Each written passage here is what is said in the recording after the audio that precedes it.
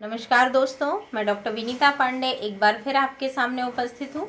और आज हम बात करने वाले हैं कि एमएड 4th सेम जो होता है वो वास्तव में क्या है और उसमें हमको क्या क्या पढ़ना है। बहुत सारे विद्यार्थियों के फ़ोन कॉल आते हैं और कमेंट भी करते हैं मुझे यूट्यूब पर भी कि मैडम 4th सेम के बारे में थोड़ा सा बताइए। और कुछ विद्यार्थी जो हैं वो अच्छी बुक्स के बारे में भी बात कर रहे हैं कि किस सेम में हमको कौन सी बुक पढ़ना चाहिए। तो इसके लिए मैंने अलग से वीडियो बनाया हुआ है, उसको आप देख लीजिएगा। उसकी डिस्क्रिप्शन में मैं लिंक भेज दूंगी। और आज हम बात कर रहे हैं कि सेमेस्टर 4 जो होता है आपका लास्ट सेमेस्टर एमएड का, उसमें हमको क्या क्या पढ़ना होता है। तो सबसे पहली चीज़ होती है आपका कोर्स 14 जो आपका contemporary and future perspective of education, मतलब भविष्य में शिक्षा का जो परिप्रेक्ष्य है वो किस तरह से होगा, इसके बारे में हमको बात करनी है।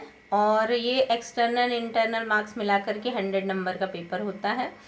इसी तरह से सेकंड जो होता है वो है आपका course 15 research data analysis and interpretation. यहाँ पर पहले हमने रिव्यू पढ़ा, फिर हमने फील्ड इंगेजमेंट की, डाटा एनालिसिस भी किया, डाटा कलेक्शन किया। अब हम डाटा एनालिसिस करेंगे और उसका इंटरप्रिटेशन करेंगे कि हम एनालिसिस करने के बाद आंकड़ों का कुछ जो रिज़ल्ट आता है उसको हम किस तरह से लिखते हैं, इसके बारे में यहाँ पर हम पढ़ेंगे। फिर आता है आपका स्पेशलाइजेशन कोर्स जो आपको कुछ चूज़ किए होंगे आपने, एजुकेशनल टेक्नोलॉजी लिया होगा या guidance and counselling, special education, इस तरह का जो भी आपने चुना होगा उसका सेकेंड पार्ट आपको यहाँ पर पढ़ना पड़ेगा। वो है आपका सेकेंड एडवांस लेवल, जिसमें स्पेशलाइजेशन का जो कोर्स होता है वो आपको पेपर पढ़ना होता है। फिर आपका प्रैक्टिकल के उसमें आता है कोर्स 17 जिसको हम कहते हैं डिजर्टेशन, जिसमें आपने रिसर्च में जो भी पढ़ा है रिसर्च के पेपर में उसका एक सिनॉप्सिस बनाया होगा, फिर रिव्यू ऑफ लिटरेचर किया होगा, क्रिटिकल रिव्यू ऑफ लिटरेचर किया था, फिर फील्ड एंगेजमेंट अलग बनाई थी। इसी तरह से अब जो चीज़ें आपने चारों सेमेस्टर में पढ़ी हैं उनको एक डिजर्टेशन के रूप में आपको यहाँ पर बना करके सबमिट करना होता है। ये आपका 4th जो सेम है वहाँ पर आपका लघु शोध या आपका डिजर्टेशन कहलाता है। यहाँ आपको एक रिसर्च रिपोर्ट बना करके सबमिट करनी होती है और इसमें जो होते हैं आपके 100 मार्क्स रहते हैं। और डिजर्टेशन का वाइवा होता है।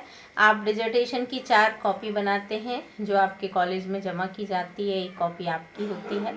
और इसके बाद इसका एनालिसिस होता है, एग्जामिनर जो होता है वो चेक करता है और फिर वाइवा में एक्सटर्नल जब आते हैं तब वो आपसे इसमें से सवाल करते हैं। तो ये आपके मेन 4 सेमेस्टर थे एमएड के, जिसका मैंने अलग अलग वीडियो बनाया है। एक वीडियो में मैंने पूरा आपको बताया था कि 1st to 4th आपको क्या पढ़ना है, कैसे पढ़ना है। फिर सेकेंड के लिए भी बनाया है अलग से, 3rd के लिए भी बनाया है और अभी ये 4th सेमेस्टर के लिए। तो इसमें आप जो हैं आपको फ्यूचर पर्सपेक्टिव ऑफ एजुकेशन पढ़ना है, research data analysis and interpretation पढ़ना है, आपका स्पेशलाइजेशन का कोर्स पढ़ना है, स्पेशल एजुकेशन या एजुकेशनल टेक्नोलॉजी या गाइडेंस, जो भी आपने एजुकेशनल मैनेजमेंट, काफ़ी कोर्सेज हैं इसमें। तो इनमें से जो आपने लिया होगा उसका सेकेंड पार्ट पढ़ना है और डिजर्टेशन पढ़ना है। तो आशा है कि जो बच्चे 4th सेम में कंफ्यूज थे उनको अब किसी भी तरह की प्रॉब्लम फेस नहीं करनी होगी। और आपको यदि कोई टॉपिक ऐसा लगता है जो डिफ़िकल्ट लग रहा है, जो आपको समझ में नहीं आ रहा है या उसके कॉन्सेप्ट क्लियर नहीं है, तो आप मुझे कमेंट बॉक्स में कमेंट करें, मैं आपको ज़रूर उनके जवाब दूंगी। आज के लिए बस इतना ही, धन्यवाद।